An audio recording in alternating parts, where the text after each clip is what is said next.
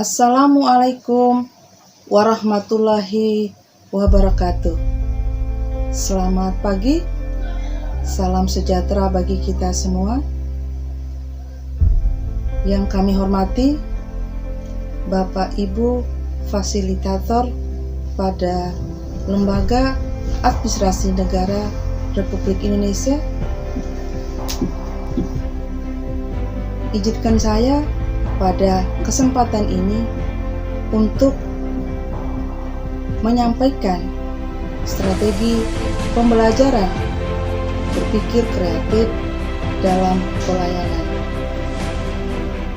Baik, sebelumnya saya akan memperkenalkan diri saya.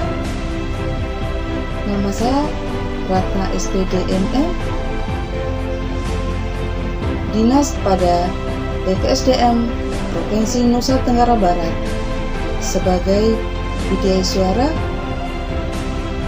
saya diamanatkan dalam mengikuti workshop ini, yaitu mata pelatihan berpikir kreatif dalam pelayanan. Sebelum masuk ke materi berpikir kreatif dalam pelayanan, saya akan memberikan gambaran kurikulum dan agenda pelatihan PKP. Agenda PKP terdiri dari 4 agenda. Agenda pertama, kepemimpinan, Pancasila, dan bela negara. Terdiri dari 2 mata pelatihan. Yang pertama, etika dan integritas kepemimpinan Pancasila, dan yang kedua, bela negara kepemimpinan Pancasila. Agenda kedua yaitu agenda kepemimpinan pelayanan. Terdiri dari 4 mata pelatihan. Yang pertama, diagnosa organisasi. Yang kedua, berpikir kreatif dalam pelayanan. Yang ketiga, membangun tim efektif dalam pelayanan. Dan yang keempat, kepemimpinan dalam pelaksanaan pekerjaan. Sedangkan agenda yang ketiga terdiri dari 7 mata pelatihan. Yang pertama, teknik komunikasi publik. Yang kedua, perencanaan kegiatan pelayanan publik. Yang ketiga, penyusunan RKA pelayanan publik. Yang keempat, pelayanan publik digital. Yang kelima, manajemen mutu. Yang keenam, manajemen pengawasan. Yang ketujuh, pengendalian pelaksanaan kegiatan. Sedangkan agenda yang keempat yaitu agenda aktualisasi kepemimpinan. Yang pertama, studi lapangan pelayanan publik. Yang kedua, rencana aksi perubahan kinerja pelayanan publik. Agenda pembelajaran kedua ini terdiri dari 4 mata pelatihan seperti yang saya jelaskan tadi, yaitu diagnosa organisasi, berpikir kreatif dalam pelayanan yang kita akan bahas sekarang ini. Yang ketiga, membangun tim efektif dalam pelayanan. Dan yang keempat, kepemimpinan pelaksanaan pekerjaan. Adapun jumlah jam pembelajaran pada mata pelatihan berpikir kreatif dalam pelayanan adalah 18 jam pelajaran. Deskripsi singkat daripada mata pelatihan ini membekali peserta untuk memiliki kemampuan berpikir kreatif dan menerapkan dalam melakukan inovasi pelayanan sesuai dengan lingkup bidang jabatan pejabat pengawas pada unit organisasi instansinya. Melalui pembelajaran konsep berpikir kreatif, teknik berpikir kreatif, dan inovasi, praktik berpikir kreatif, dan inovasi dalam pelayanan publik, serta strategi berpikir kreatif dan inovasi dalam pelayanan publik sesuai dengan tugas dan fungsi jabatannya. Adapun metode yang saya gunakan pada kesempatan ini antara lain metode ceramah, metode tanya jawab, diskusi, simulasi, praktik, visualisasi, mind mapping, serta innovation shopping. Sedangkan keberhasilan peserta dinilai dari kemampuannya berpikir secara kreatif dalam melakukan inovasi pelayanan untuk mewujudkan pelayanan publik yang paripurna dan optimal pada unit organisasi instansinya. Adapun hasil belajar, setelah mengikuti pembelajaran ini, para peserta diharapkan mampu berpikir kreatif dalam menghasilkan strategi berpikir inovasi pelayanan publik pada unit organisasi instansinya. Adapun indikator hasil belajar, di sini ada 4 indikator hasil pembelajaran yang diharapkan. Yang pertama, menjelaskan kembali substansi ceramah berpikir kreatif dan inovasi pelayanan publik. Yang kedua, mempraktikkan teknik-teknik berpikir kreatif dalam menghasilkan gagasan inovasi.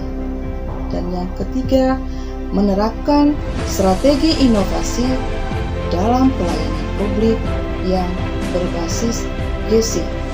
Yang kelima, yang keempat, merancang implementasi strategi berpikir kreatif dan inovasi dalam pelayanan publik sesuai dengan tugas dan fungsi jabatan.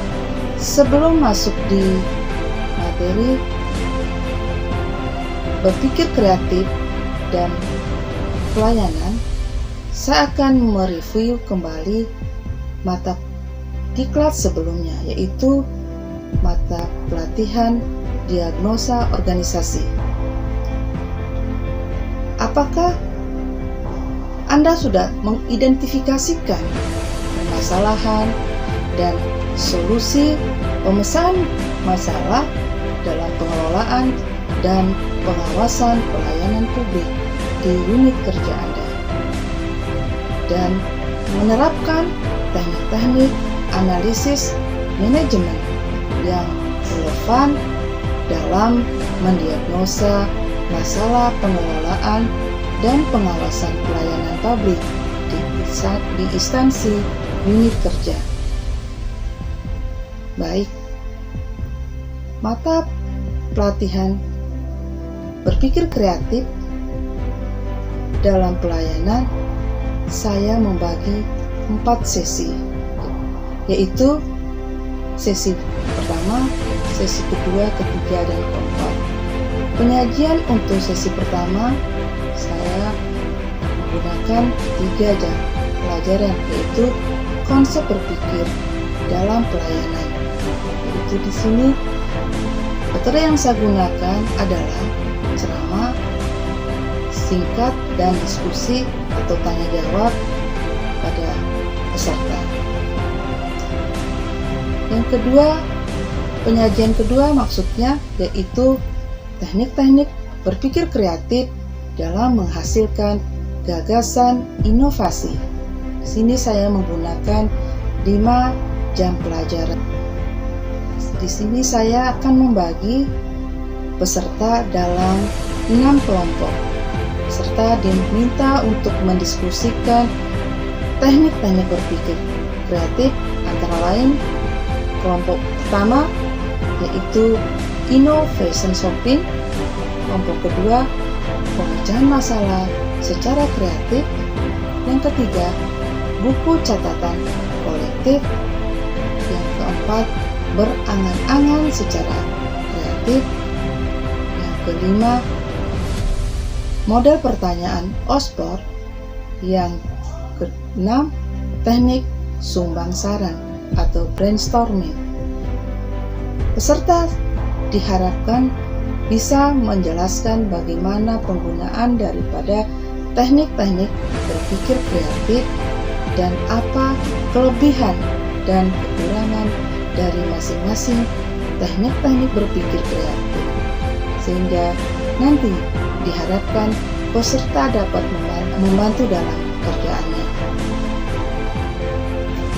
Dalam sesi penyajian yang ketiga, yaitu konsep dasar inovasi dan strategi inovasi pelayanan publik yang berbasis GESI, saya akan menggunakan 4 jam pelajaran. Di sini saya akan memutar video pendek tentang keberhasilan atau inovasi-inovasi yang dilakukan baik oleh organisasi pemerintah, oleh lembaga swasta, dan para inovator lainnya. Dan di samping itu, saya akan menugaskan kepada peserta untuk mendiskusikan tentang materi dasar-dasar inovasi dan strategi inovasi pelayanan yang berbasis GESI. Dan yang selanjutnya adalah penyajian yang terakhir, yaitu penyajian keempat, yaitu implementasi strategi berpikir kreatif dan inovasi dalam pelayanan publik. Di sini saya menggunakan 4 jam pelajaran. Saya membagi kelompok, yaitu dengan menggunakan metode Windowsopy, yaitu tentang strategi inovasi birokrasi laboratorium inovasi, yang terdiri dari ground up, diagnose, design, deliver, dan display. Dan di sini juga peserta akan mendiskusikan yaitu model-model inovasi, yaitu ada 13 elemen daripada inovasi. Di samping itu, peserta akan mencari contoh-contoh hasil proyek perubahan dari diklat-diklat PIM sebelumnya. Setelah itu, saya akan melakukan kegiatan tanya jawab untuk mengetahui tentang pemahaman peserta terhadap materi yang disampaikan selama 18 jam pelajaran. Akhirnya, saya menyimpulkan, pertama, inovasi pelayanan merupakan hal terpenting yang harus dilakukan oleh organisasi untuk menghasilkan kinerja pelayanan. Yang kedua, pentingnya inovasi, gender equality and social inclusion atau GESI.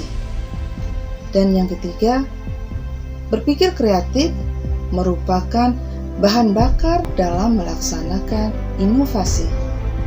Yang keempat, pentingnya menerapkan teknik-teknik berpikir kreatif dalam menghasilkan ide-ide dalam berinovasi. Yang kelima, pentingnya penerapan strategi inovasi.